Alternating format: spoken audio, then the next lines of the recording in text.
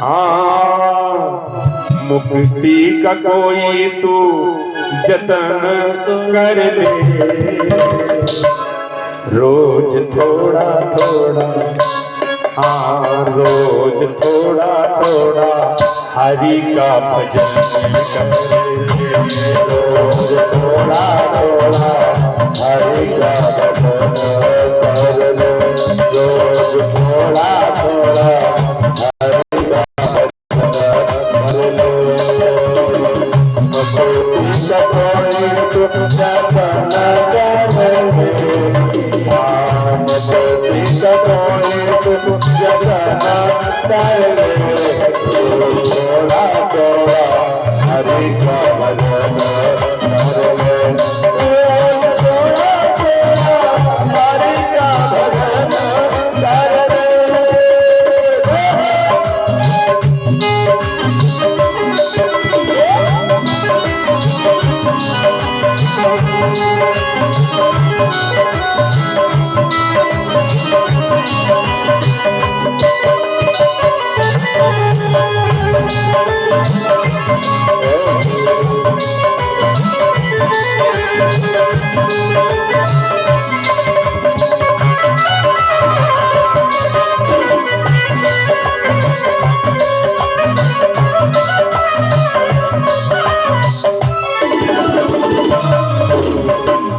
मुक्ति करेगा तो बड़ा ही सुख पाएगा, भक्ति करेगा तो बड़ा सुख पाएगा, भक्ति करेगा तो बड़ा ही सुख पाएगा, भक्ति करेगा तो बड़ा ही सुख पाएगा।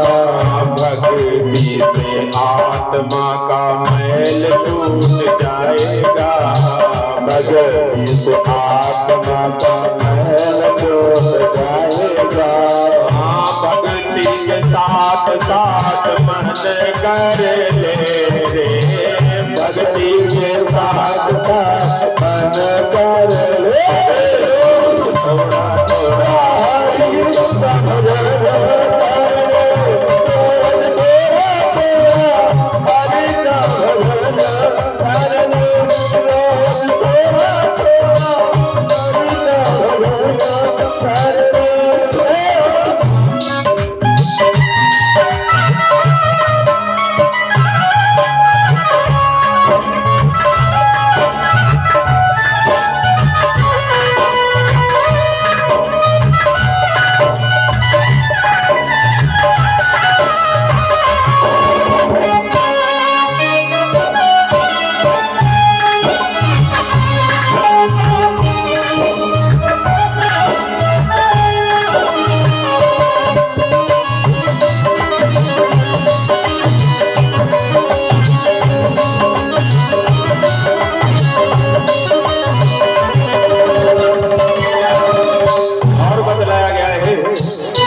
संगत कर अच्छे लोगों की, संगत कर अच्छे लोगों की, संगत कर अच्छे लोगों की, संगत कर अच्छे लोगों की, दवा मिल जाएगी सभी लोगों की, दवा मिल जाएगी सभी लोगों की, दवा मिल जाएगी सभी लोगों की, दवा मिल जाएगी सभी लोगों की।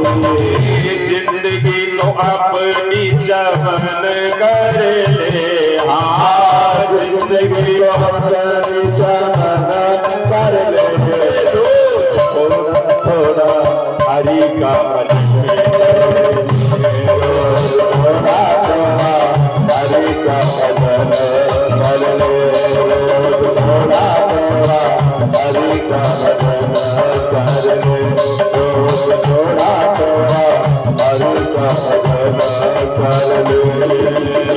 मुक्ति का कोई तू जतन कर ले, मुक्ति का कोई तू जतन कर ले,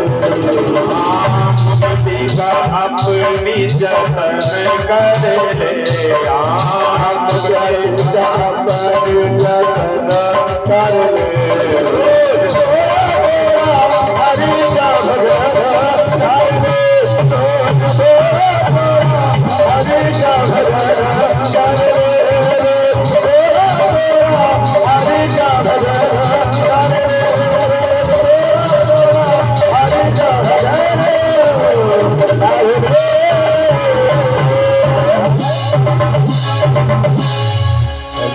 अरे मुक्ति का कोई तू जतन कर ले, बस रोज थोड़ा थोड़ा हरि का भजन कर ले। बोली कृष्ण कन्हैया लाल की जय हो। वो अजामिल व्यभिचारी हो गया, जुआ चोरी ठगी डकैती आदि से नित्य आजीविका अपनी चलाने लगा। उसके 10 पुत्र हुए, उसमें सबसे छोटे पुत्र का नाम क्या रखा? नारायण रखा। उस पर ब्राह्मण का बड़ा ही स्नेह था। वह अज्ञानी इस प्रकार अपना मूढ़पन से जीवन नष्ट कर रहा था। राजन 88 वर्ष पूरे होने पर उसका अंतकाल समीप आ पहुंचा। जब वो 88 वर्ष का अजामिल हो गया, उसका अंतकाल समीप आ गया। तब 3 यमदूत उसके जीव को ले जाने के लिए उपस्थित हुए। 3 जीव। उस समय उसने बहुत ही व्याकुल होकर अपने प्रिय पुत्र, जो सबसे प्रिय होता है, भाई अंत समय में वही याद आता है जो उसको सबसे प्रिय होता है। पुत्र हो, भगवान हो, या माँ हो, या जो भी हो, वही याद आता है उसको। तो उसका सबसे प्रिय पुत्र छोटा पुत्र था, और उस पुत्र का नाम क्या था? नारायण।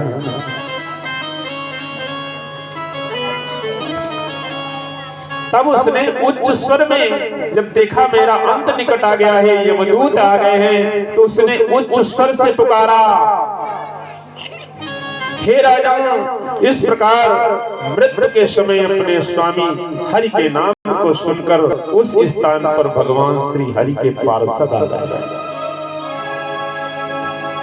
और कोटि कोटि मुनियतन कराई, कोटि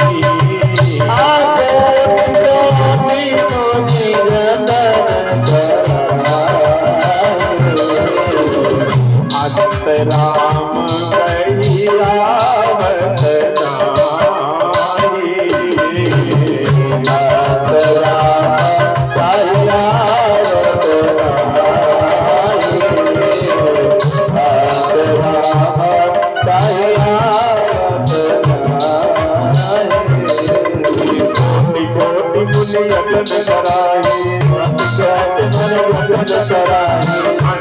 कही आवत अंतराम कही आवत नाहि, अंतराम कही आवत नाहि, कोटि कोटि मुनियतन कराहि, कोटि कोटि मुनियतन कराहि, अंतराम कही आवत नाहि, अंतराम कही आवत नाहि।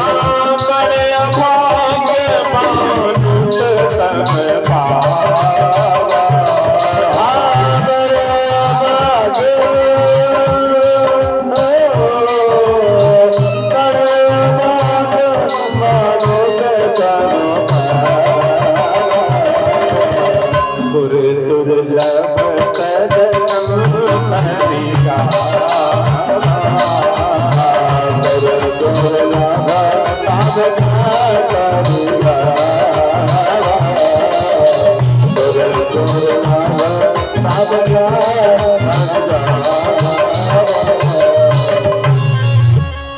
नारायण भगवान की जय हो। जैसे ही नारायण को पुकारा अपने पुत्र को, उधर भगवान ने सोचा कि हमको पुकारा मेरे भक्त नहीं, और भगवान तो केवल भाव के भूखे हैं।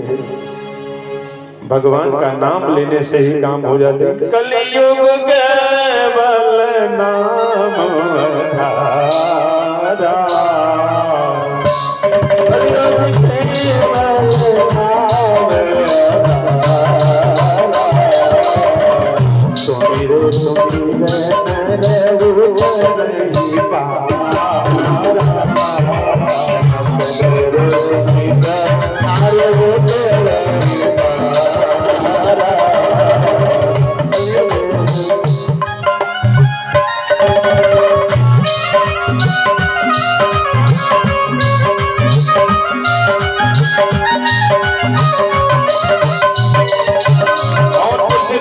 कहा है क्या कि कलियुग केवल हरि गुण गान,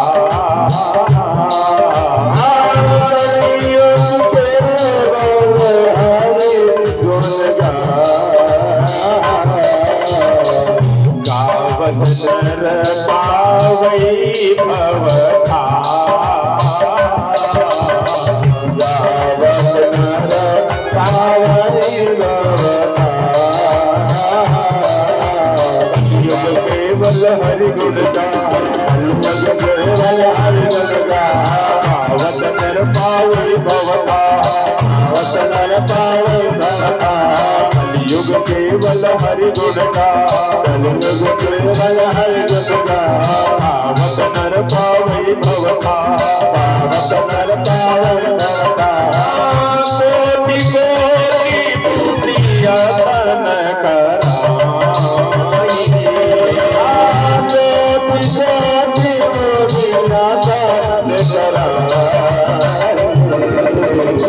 तन अंतराम कहिया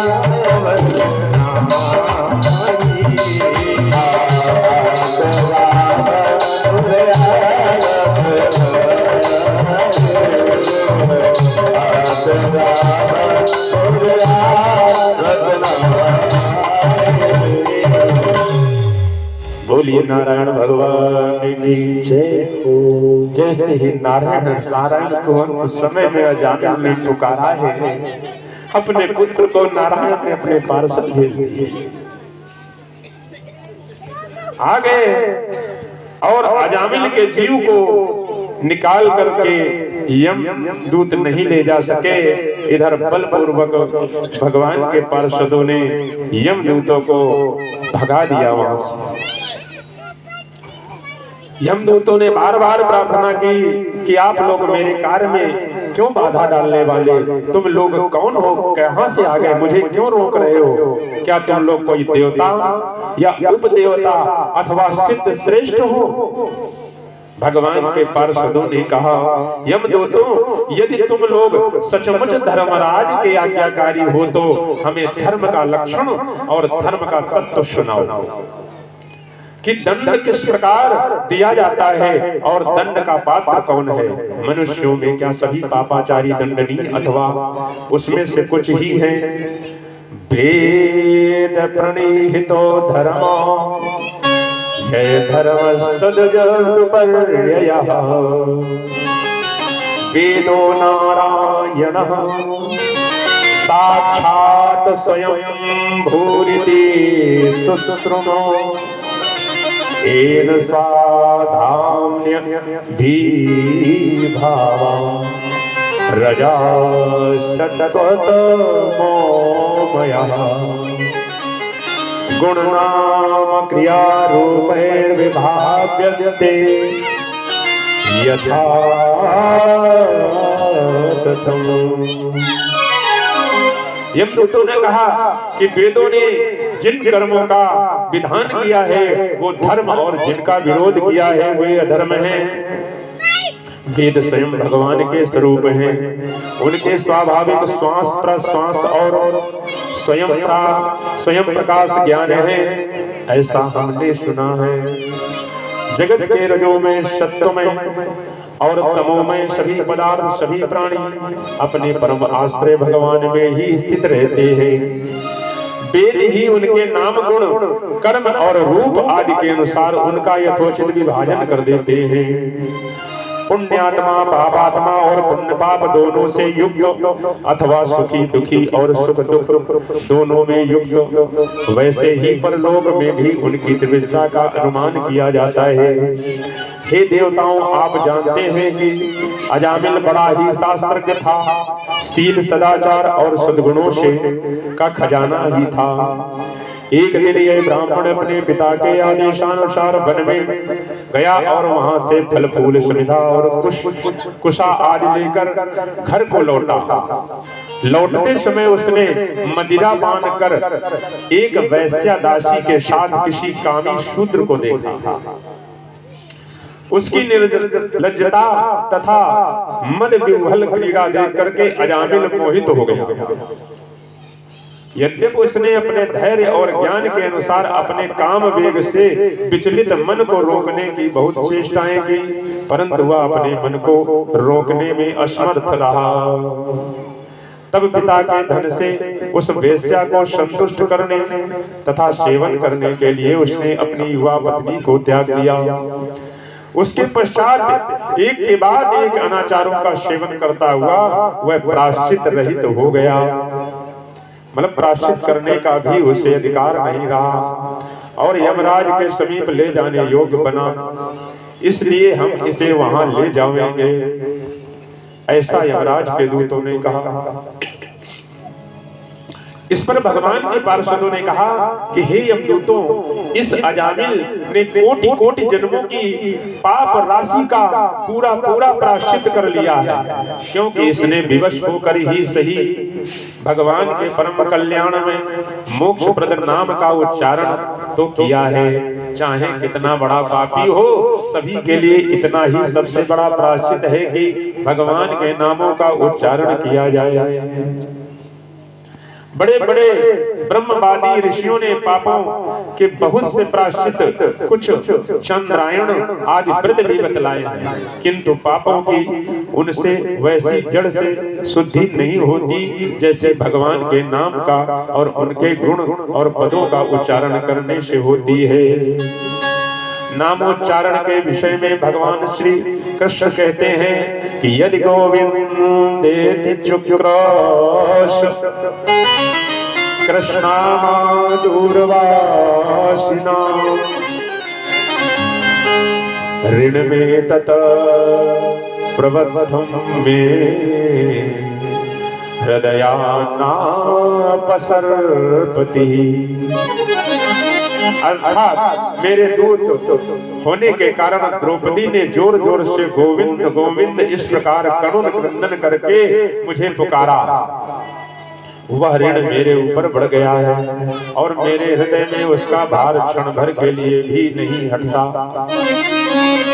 हे यमदूतों, शास्त्र में वर्णित प्रायश्चित करने के पश्चात भी मन वासना के कारण फिर से पापों के मार्ग पर दौड़ जाता है। इसलिए श्री हरि के गुणानुवाद रूपी प्रायश्चित तो पाप तथा उसकी वासना को भी शुद्ध करने वाला है। तप दान जप आदि से पाप दूर होते हैं, परंतु उन पापों का जो हृदय अर्थात संस्कार से वह दूर नहीं होता, वह तो भगवान के चरण सेवा से ही दूर हो जाता है।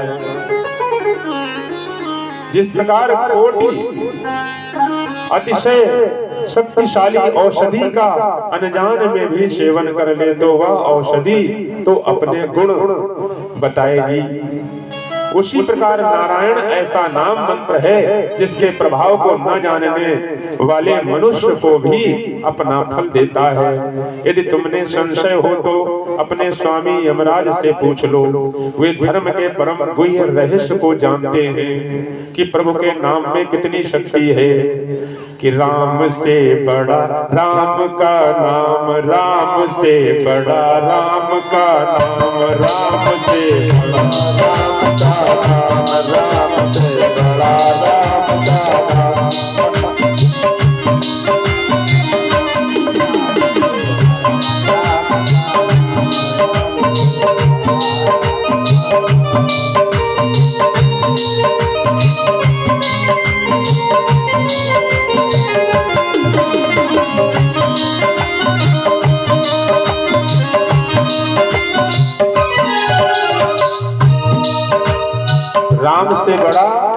राम का नाम। एक बार इसको सिद्ध किया गया, एक छोटी सी कथा बताते हैं। श्री नारद जी ने इसको सिद्ध करने के लिए कि राम बड़े या राम का नाम बड़ा, तो एक बार संत सभा बैठी हुई थी और वहां पर काशी नरेश जा रहे थे। काशी के एक नरेश थे, वो वहां जा रहे थे। तो नारद जी ने कहा, रुकी रुकी काशी नरेश जी, कहाँ जा रहे हैं? बोले संतों की सभा में हम अयोध्यापुरी को जा रहे हैं। बोले ठीक है वहां जाना, लेकिन एक काम ना करना। बोले क्या? बोले जहाँ विश्वामित्र जी बैठे हो उनको प्रणाम केवल न करना, बाकी सबको प्रणाम कर लेना। हम नारद जी तो हैं। बोले ऐसा क्यों? ऐसा हम करेंगे तो वो क्रोधित नहीं होंगे क्या? बोले वो क्रोधित नहीं होंगे, आपको ऐसा करना है तो संतों की बाड़ी को मान लेते हैं। तो काशी राज वहां गए और काशी राज में विश्वामित्र जी को प्रणाम नहीं किया और सबको प्रणाम किया। इससे ऋषि विश्वामित्र जी क्रोधित हो गए और सीधा वहां से उठ करके भगवान राम का जहां दरबार लगा था वहां जा पहुंचे और कहा कि आपके राज्य में आपके होते हुए मेरा अपमान हो गया।